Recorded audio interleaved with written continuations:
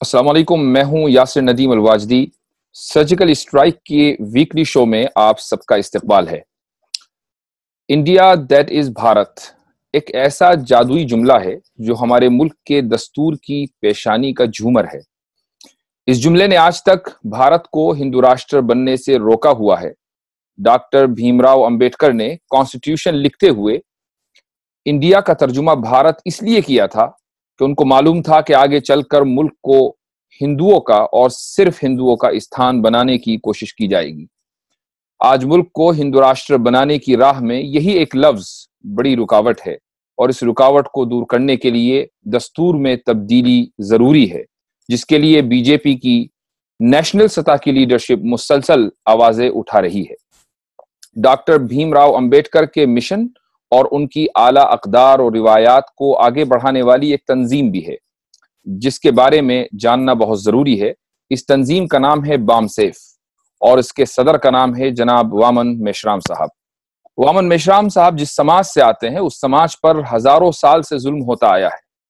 मुसलमान इस एतबार से खुशकिस्मत हैं कि उन पर होने वाले जुल्म की दास्तान इतनी तवील नहीं है, लेकिन जब दो मजलूम मिलकर बैठते हैं तो जुल्म के जाल से निकलना आसान हो जाता है। 2019 का इलेक्शन सर पर है, सियासत अपने उरूज पर है। आज की इस नशिस्त में कुछ सियासत पर भी गुफ्तगू होगी और कुछ सोशल इश्यूज पर भी। मैं जनाब वामन मेश्राम साहब का तहे दिल से शुक्रगुजार हूं कि उन्होंने अपने कीमती वक्त में से कुछ वक्त हमारे लिए निकाला और वो इस प्रोग्राम में आज शिरकत कर रहे हैं। मैं आपका शुक्रगुजार हूं। वामन साहब, मेरा जो सबसे पहला सवाल है वो ये है कि आप अपनी स्पीचेस में कांग्रेस और बीजेपी दोनों को एक ही नजर से देखते हैं।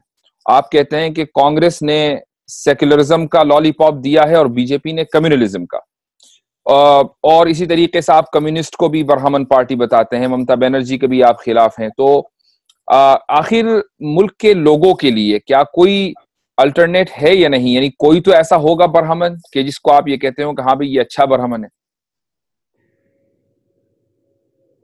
एक बार गांधी जी की मुलाकात जो है पेरियार रामस्वामी को हुई थी जी।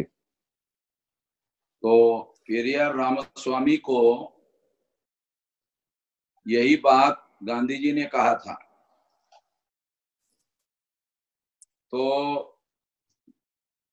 पेरियार ने कहा कि हमें तो कोई ऐसा शख्स नजर नहीं आता है।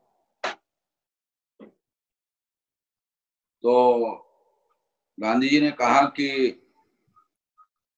मैं ऐसे शख्स को जानता हूं। तो उस शख्स का नाम गोखले है। तो पेरियार ने कहा कि आपके जैसे महान आदमी को मुश्किल से एक आदमी नजर आता है, तो मैं तो महान नहीं हूं, छोटा आदमी हूं, तो मुझे कैसे नजर आएगा। तो ये डायलॉग पेरियार रामस्वामी और गांधी जी के बीच का है। संदर्भ के लिए मैं आपको बता रहा था जी। मैं आपको ये कहना चाहता हूं, हो सकता है कि कोई ब्राह्मण अच्छा हो, आपकी नजर में, किसी और की नजर में हो सकता है अच्छा ब्राह्मण हो, मगर वो हमारे दृष्टि से विदेशी है और उसके सारे उद्देश्य, विचारधारा और व्यवहार के बीच में जब वो हम लोगों से व्यवहार करते हैं तो पूरी की पूरा विदेशीपन नजर आता है। अंग्रेजों से ज्यादा ब्राह्मण लोग विदेशी है जी। और इस वजह से हमें इस दृष्टिकोण को प्रचार प्रसार करने के लिए हमने इस बात को चुना कि डीएनए के अनुसार ब्राह्मण विदेशी है और विदेशी होने की वजह से हम उनको हमारा मुस्तकबिल निर्धारित करने का अधिकार नहीं दे सकते, क्योंकि उन्होंने अभी तक भारत के संविधान को नहीं माना। क्योंकि वो संविधान का चुनाव के लिए केवल उपयोग करते हैं, बाकी संविधान पर अमल नहीं करते। कांग्रेस भी नहीं करती है, बीजेपी भी नहीं करती है, ये नेशनल लेवल की पार्टियां है और भी पार्टियां है। कम्युनिस्टों का बंगाल में राज रहा और उसमें उन्होंने एक भी शेड्यूल कास्ट का आदमी मिनिस्टर नहीं बनाया था। और ज्योति बसु ने बॉम्बे के प्रेस कॉन्फ्रेंस में कहा था कि कोई लायक आदमी नहीं है मिनिस्टर बनाने के। तो इसका अल्टरनेट आपने कोई दिया है? एससी एसटी की कोई नेशनल पार्टी है? एससी एसटी की कोई नेशनल पार्टी है, कोई स्टेट पार्टी है जिसको आप इंडोर्स करते हो, ये समझते हो कि हाँ भाई ये अल्टरनेट है, इसको हम लोग वोट देंगे, इसको हम लोग आगे बढ़ाएंगे? हम लोग जो है इस विचार के है कि एससी एसटी ओबीसी ये 2-3 हजार साल के ब्राह्मणों के द्वारा मजलूम बनाए गए लोग हैं, इनको आपस में इत्तेहाद कायम करते हुए एक विकल्प खड़ा करना चाहिए, एक अल्टरनेटिव खड़ा करना चाहिए। और ये अल्टरनेटिव खड़ा करने के लिए देश में हम लोग खुद भी प्रयासरत है कि ऐसा कोशिश हो। जी, लेकिन मैं समझता हूं कि बरहमन, अगर आप उनको ये समझते हैं कि वो 3.5% होने के बावजूद पूरे मुल्क पर हुकूमत कर रहे हैं, 2-3 हजार सालों से वो आपको गुलाम यानी आपके समाज को गुलाम बनाए हुए हैं, इसके बावजूद वो आज की इस सूरत हाल में अगर हम देखते हैं तो वो अपने मिशन में फिर भी कामयाब है, चूंकि जो दलित समाज है या एससी एसटी समाज है उसको उन्होंने तकसीम कर दिया है। प्रकाश अंबेडकर एक जगह है, वो कांग्रेस से हाथ मिलाने के चक्कर में है, आप दूसरी तरफ हैं, राज अंबेडकर दूसरी तरफ हैं, राज अंबेडकर प्रकाश अंबेडकर से नहीं मिलते, वो दोनों आपसे नहीं मिलते। तो ये समाज है, ये अभी बनने से पहले और खड़े होने से पहले तकसीम हो गया। मैं इस बात को बहुत बड़ी समस्या नहीं मानता हूं, क्योंकि ये छोटे इलाके में छोटी सी बात करने वाले लोग हैं। विकल्प सारे देश भर में नेशनल लेवल पर तैयार करने की जरूरत है, किसी एक छोटे से इलाके में नहीं।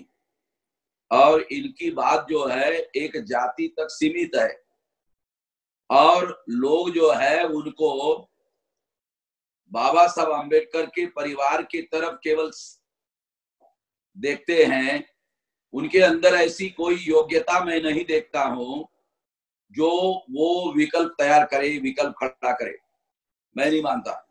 नहीं, लेकिन ये कि बहरहाल महाराष्ट्र में प्रकाश अंबेडकर ने कांग्रेस के साथ ही इसी तरीके से असदुद्दीन ओवैसी के साथ जो हाथ मिलाया है, तो कम से कम ये कि एससी एसटी का एक पॉलिटिकल विंग जो है वो सामने आया है। बहुजन समाज पार्टी को तो शायद आप लोग उसको फेल मानते हैं। आप अमेरिका में बैठकर के ऐसा सोच रहे हैं जी, हम लोग महाराष्ट्र में बैठकर ऐसा नहीं सोच रहे। उसका कारण ये है जी, कि प्रकाश अंबेडकर ने ये भी बयान दिया कि कांग्रेस वाले अखबारों में बयान दे रहे हैं हमारे साथ गठबंधन करने के लिए, मगर वो हमारे साथ गठबंधन करने के लिए हमें लगता नहीं राजी है। ये बयान प्रकाश अंबेडकर का है। ठीक है। और दूसरी बात, कांग्रेस कह रही है कि ओबीसी को छोड़ दो। जी हाँ, प्रकाश अंबेडकर कह रहे हैं ओबीसी को नहीं छोड़ेंगे। तो वो अपने लेवल पर अपने एजेंडे पर वो लोग काम कर रहे हैं, कांग्रेस वाले अपने एजेंडे पर काम कर रहे हैं जैसे पहले से करते रहे। अच्छा, जब बात ओवैसी की आई है तो मैं अगला सवाल आपसे ये करना चाहूंगा कि आप मुसलमानों के जो स्टेजेस हैं, उनके इज्तिमा हैं, उनके जलसों में खूब जाते हैं, तकरीरें करते हैं, तो मुसलमानों से आपका क्या मुतालबा रहता है? यानी आप उनसे क्या चाहते हैं? क्योंकि आप एक स्पीच में आप कह रहे हैं कि मुसलमानों से, बल्कि शिकायत कर रहे हैं आप कि मुसलमान खौफ के माहौल में जीते हैं और इसलिए बीजेपी को हराने की वजह से वो कांग्रेस को वोट डाल देते हैं। तो आखिर मुसलमानों से आपको क्या ताउन चाहिए, या मुसलमानों से आप पावर शेयरिंग का कोई मुआहदा करना चाहेंगे? यानी कोई पार्टी ऐसी है मुसलमानों की जिससे, जिस तरीके से प्रकाश अंबेडकर ने ओवैसी का हाथ थाम लिया, कल को अगर आप एक एक्टिव पॉलिटिक्स में आते हैं तो क्या किसी ऐसी पार्टी के साथ आप देंगे जो मुसलमानों की हो? हम लोग ये कोशिश में लगे हुए हैं कि हम 2-3 हजार साल के मजलूम हैं और आजाद भारत में मुसलमानों को मजलूम बना दिया गया है, क्योंकि उनकी अभी मध्य प्रदेश में चुनाव हुआ जी, तो वहां चुनाव में केवल 2 या 3 सीटें उनको दी गई थी, एक बीजेपी ने दी थी और 2-3 सीटें कांग्रेस ने दी। तो उसमें से शायद 1-2 लोग चुनकर आए हैं। तो अभी आज के तारीख में कांग्रेस जो है वो कह रही है हम भी हिंदुत्ववादी है। यानी दूसरा मतलब ये है कि हिंदू राष्ट्र बनाने में हम भी साथ सहयोग करेंगे। पहले वो सेकुलर अपने को कहते थे, अभी सेकुलरिज्म का चोला उन्होंने उतार दिया है और कह रहे कि हम भी हिंदुत्ववादी है और हिंदू राष्ट्र बनाने में आरएसएस की मदद करेंगे। राहुल गांधी ने बयान दिया हम आरएसएस मुक्त भारत नहीं चाहते हैं। तो इस तरह से अभी मुसलमानों के सामने संकट खड़ा हुआ कि कांग्रेस को वो सेकुलर मानकर वोट देते थे, अभी उन्होंने हिंदू राष्ट्र या हिंदुत्ववादी अपने को घोषित कर दिया है। तो ऐसे सिचुएशन में एससी एसटी ओबीसी जो हजारों सालों के मजलूम हैं और मुसलमान जो आजाद भारत के अंदर बनाए गए मजलूम हैं, इन दोनों को आपस में इत्तेहाद कायम करना चाहिए और इत्तेहाद कायम करने के लिए कॉमन मिनिमम प्रोग्राम बनाना चाहिए जिस पर अपनी एक राय बनाना चाहिए और एक राय बनाकर इत्तेहाद कायम करके विकल्प खड़ा करना चाहिए। तो क्या मुसलमानों की कोई ऐसी पॉलिटिकल पार्टी है, चाहे वो आसाम में यूडीएफ हो या इसी तरीके से ओवैसी साहब की पार्टी हो या कोई या एसडीपीआई हो, मसलन पॉपुलर फ्रंट तो की जो पॉलिटिकल विंग है, कोई भी ऐसी पार्टी जिसको आप ये समझते हो कि हाँ इनसे हम इत्तेहाद कर सकते हैं, इनसे हम बातचीत कर सकते हैं? एसडीपीआई के लोगों के साथ हमने संपर्क किया था, उन्होंने कहा कि हम लोग बीजेपी चुनकर आ जाएगी इसलिए चुनाव नहीं लड़ेंगे। अच्छा, तो लेकिन जो पार्टियां इस वक्त एक्टिव पॉलिटिक्स में हैं, मसलन ओवैसी साहब हैं या इसी तरीके से आसाम में बदरुद्दीन अजमल साहब की पार्टी है, आसाम में एससी एसटी जो है तकरीबन 6-7% तो है। बदरुद्दीन अजमल साहब के साथ हमारी एक दो बात वार्ता हो चुकी है। अच्छा, ठीक है ठीक है। एक अगला सवाल मैं आपसे करना चाहूंगा कि मध्य प्रदेश में तकरीबन 40% एससी एसटी के लोग हैं, उसके बावजूद भी मुकाबला सिर्फ बीजेपी वर्सेस कांग्रेस रहा है। बहुजन समाज पार्टी 1-2 सीटों के बारे में उसका सुना, लेकिन हालांकि बहुजन समाज पार्टी जो अपने आप को दलितों का रिप्रेजेंटेटिव मानती है, उसका कोई तस्करा कहीं आया नहीं है। तो आखिर क्या वजह है कि दलितों में या एससी एसटी समाज में आप लोग इतने अरसे से बेदारी की कोशिश कर रहे हैं, लेकिन अभी तक भी कोई, मेरे ख्याल से लोग बेदार नहीं हो रहे हैं। वो यही समझ रहे हैं कि हमारे पास दो ही ऑप्शन है, या तो हम बीजेपी के पास जाएंगे और थोड़ा सा सॉफ्ट बन गए तो हम कांग्रेस के पास चले जाएंगे। देश में ऐसे हालात, पूरी तरह से ऐसे हालात बनाने की कोशिश की गई है शुरू से जी, और इन लोगों की जो तंजीमें हैं, संगठनाएं हैं, उन लोगों को क्रश करने की पॉलिसी पर काम किया गया है और इस वजह से इनकी इंडिपेंडेंट तंजीमें उभर कर नहीं आती है। कानून और संविधान के विरोध में जाकर जिनकी संख्याएं 3.5% है, उनकी 5-5 नेशनल लेवल की पार्टियां है। यकीनन 3.5% ब्राह्मणों की अगर 5 नेशनल लेवल की पार्टियां है तो ये कानून और संविधान की वजह, कानून और संविधान की तरफ से काम करने की वजह से निर्माण हो गई है, ऐसा मैं नहीं मानता। ये कानून और संविधान के विरोध में जाकर इन्होंने काम किया है। खुद चुनाव आयोग कहता है कि चुनाव में काले धन का इस्तेमाल किया जाता है बड़े पैमाने पर, नोटबंदी के बावजूद भी।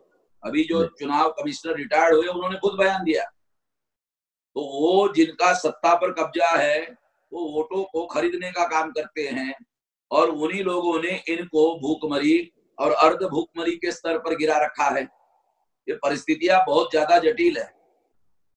इन जटिल परिस्थितियों में अपने आप को संगठित करके खड़ा करना बहुत ज्यादा असंभव नहीं है, मगर बहुत ज्यादा मुश्किल कर दिया गया है। चुनाव में कई करोड़ रुपया खर्चा किया जाता है और आप जिन लोगों की schedule caste, schedule tribe, backward class की बात करते हैं, उनके 83 करोड़ लोग भूखमरी और अर्ध भूखमरी में जीवन यापन कर रहे हैं। वो ग्राम पंचायत का चुनाव लड़ने के लायक नहीं है। उसके लिए जो डिपॉजिट पैसा भरा जा सकता है वो भी उनके पास नहीं है जी। ऐसी सिचुएशन यहाँ पैदा कर दी गई है और इनका ही राज रहा है अभी तक, आजादी मिलने के बाद भी। तो 2000 में आप बामसेफ के प्रेसिडेंट बने हैं, उस वक्त से लेकर अब तक के सूरत हाल में कितनी तब्दीली आई है आपके समाज में? जब काशीराम जी ने बहुजन समाज पार्टी बनाई थी तो 13 स्टेट में और 140 जिलों में वामसेक्स संगठन था जी। अभी 31 राज्यों में 542 जिलों में 3,500 तहसीलों में 22,000 ब्लॉक में और 1.5 लाख गांवों में हमारा संगठन फैल गया है और 2024 तक ये 6 लाख गांव में पहुंच जाएगा। इस पर हम लोग काम कर रहे हैं, बेदारी पैदा करने की कोशिश कर रहे हैं। जिन जगहों तक आप पहुंच चुके हैं और वहां पर कम से कम उस समाज में ये बेदारी तो आ ही गई होगी कि दुश्मन कौन है और दोस्त कौन है। इसके बारे में हम सबसे ज्यादा कोशिश कर रहे हैं और जहां जहां हमारे संगठन का प्रभाव है वहां संघ परिवार के लोगों को और ब्राह्मणों के लोगों को मुसलमानों के विरोध में फसाद करने के लिए आदमी नहीं मिल रहे जी। तो इसका मतलब ये कि तब्दीली नजर आ रही है। तो मेरा जो अभी 25 नवंबर को पूरी ताकत लगाने के बाद अयोध्या में 25-30 हजार से ज्यादा लोग नहीं थे जी। तो इसका मतलब ये है कि 6 दिसंबर 92 में एक बड़ी तादाद, समझदारी आ रही है कि ये लोग हमारा इस्तेमाल कर रहे हैं। इसका मतलब 6 दिसंबर 92 में एक बड़ी तादाद SC ST की थी, बहुत ज्यादा जी, वही लोग थे। ठीक। बाबरी मस्जिद गिराने का काम SC ST OBC के लोगों ने ही किया, ब्राह्मणों के इशारे पर। ठीक ठीक। ये बताइए कि अगर हम तारीख में थोड़ा सा पीछे चले जाएं तो डॉक्टर भीमराव अंबेडकर ने गांधी के साथ जो पूना पैक्ट किया था उसमें उसके एतबार से 148 सीटें SC ST को मिलनी थी और उसका फायदा शायद एक ही इलेक्शन में डॉक्टर अंबेडकर ले पाए। तो क्या आप ये समझते हैं कि अगर वो अंग्रेजों की ऑफर को कबूल कर लेते और गांधी के साथ दस्तखत न करते, पुनः पैक्ट न करते, तो ज्यादा फायदे में रहते? यानी गांधी के साथ पैक्ट करके तो उन्होंने अपने आप को अगले 70-75 सालों के लिए अपने समाज को कहीं गुलामी में दोबारा तो नहीं धकेल दिया? आप उस पैक्ट को सही मानते हैं या गलत मानते हैं? हम लोग जब पुनः पैक्ट को 50 साल हो गए थे जी, और कांग्रेस के लोग उसका राष्ट्रीय कार्यक्रम बना रहे थे तो हमने सारे देश भर में पुनः पैक्ट धिक्कार का कार्यक्रम चलाया था सारे देश भर में। और काशीराम जी ने उसके बारे में चमचा एज नाम की किताब लिखी है जी। शायद आपको उसको पूरी तरह से पढ़ना चाहिए क्योंकि आपने जो सवाल पूछा वो बात आपको पुनः पैक्ट के बारे में सही जानकारी पूरी तरह से नहीं हो रही है। ठीक। तो मेरा ये मानना है जी कि पुनः पैक्ट गांधी जी ने आम्बेडकर के ऊपर जबरदस्ती से थोपा, ये बात बाबा साहब आम्बेडकर ने खुद लिख कर रखी है। अच्छा, ये थोपा हुआ है। अच्छा, उन्होंने आमरण अनशन किया जी, और कहा कि अगर आप मेरी बात नहीं मानते हैं तो मैं मर जाऊंगा। ये जबरदस्ती से थोपा हुआ है। नहीं, लेकिन फिर भी एक आदमी की जान बचाने के लिए अभी तक उस बात को सहमत नहीं है। यानी एक आदमी की जान, हालांकि वो, मैं ये कहता हूं कि वो आदमी बहुत इंपॉर्टेंट था उस वक्त भी, लेकिन एक आदमी की जान बचाने के लिए एक कौम जो हजारों साल से पिसती चली आ रही है उसको दोबारा फिर उसी रास्ते में धकेल दिया। यही बात बाबा साहब आम्बेडकर ने कही थी जी कि मैं एक आदमी के लिए सारे कौम का बलि नहीं दे सकता जी।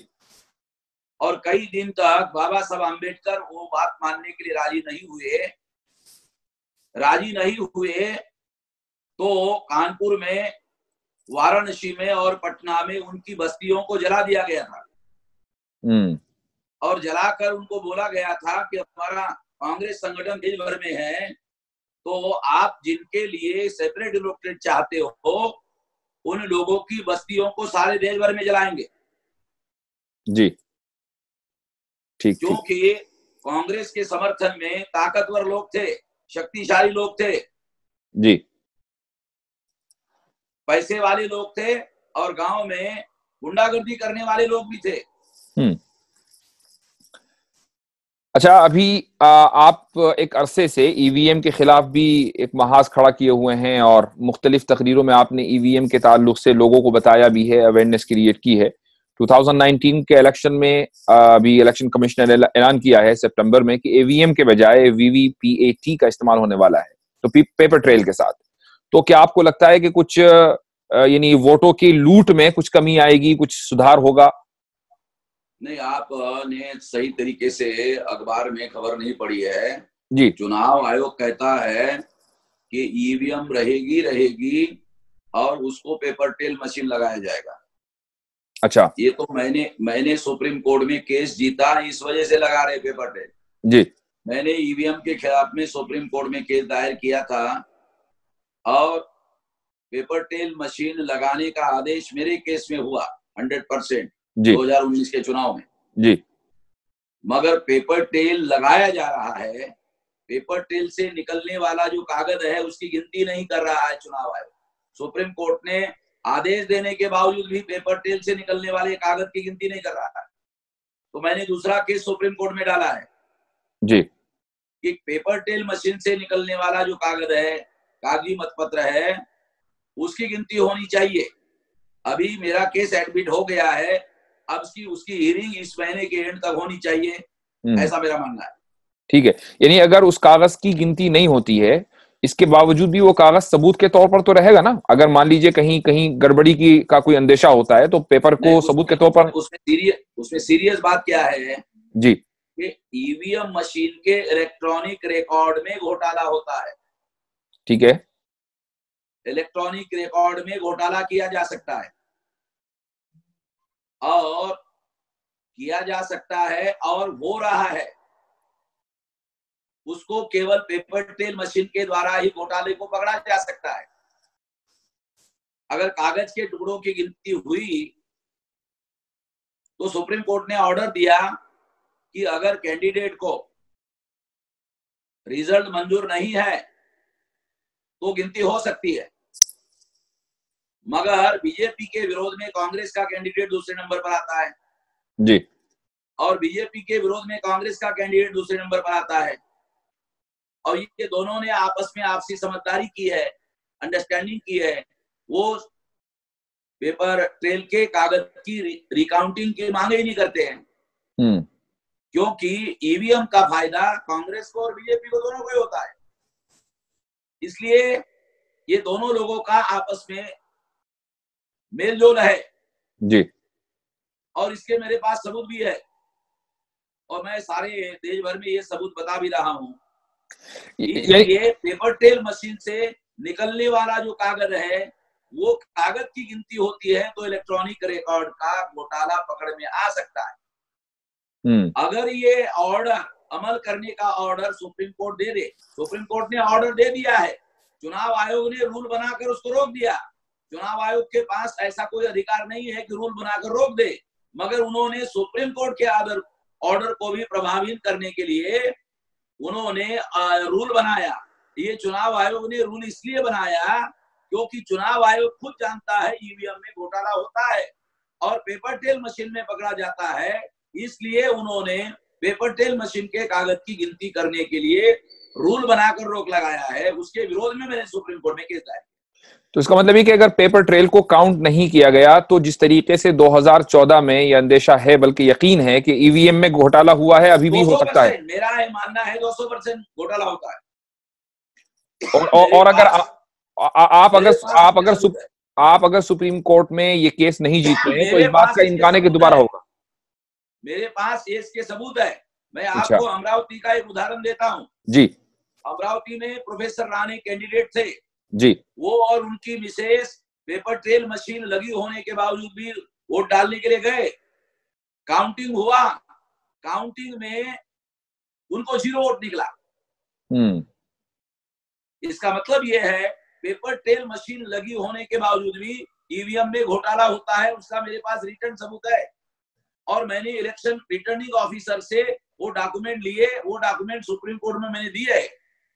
ठीक, लेकिन आप अपनी तकरीरों में तो जुडिशरी के ऊपर भी काफी अटैक करते हैं और कहते हैं कि जुडिशरी के अंदर भी बरहमनवाद होता है, तो उसी जुडिशरी से हमें फिर इंसाफ की भी उम्मीद है। मसलन अभी मेघालय का जो हाई कोर्ट के जो जज हैं उन्होंने तो बड़ा सख्त बयान दिया है, जजमेंट दिया है कि हिंदुस्तान को, भारत को हिंदू राष्ट्र बना देना चाहिए। मोदी को भी उन्होंने खत लिखा है और ममता बनर्जी को भी। तो एक तो ये कि मैं उस जजमेंट के ऊपर आपकी राय भी जानना चाहूंगा, और दूसरे ये कि उसी जुडिशरी के पास हमें फिर इंसाफ के लिए जाना पड़ता है कि जिस पर आप इल्जाम ये लगाते हैं कि उसमें भी बरहमनवाद है। उसका एक पहला कारण तो ये है कि इंडियन जुडिशरी, ये सुपीरियर जुडिशरी जो है हाई कोर्ट सुप्रीम कोर्ट की, ये रिप्रेजेंटेटिव जुडिशरी नहीं है, ये ब्राह्मण डोमिनेटेड जुडिशरी है।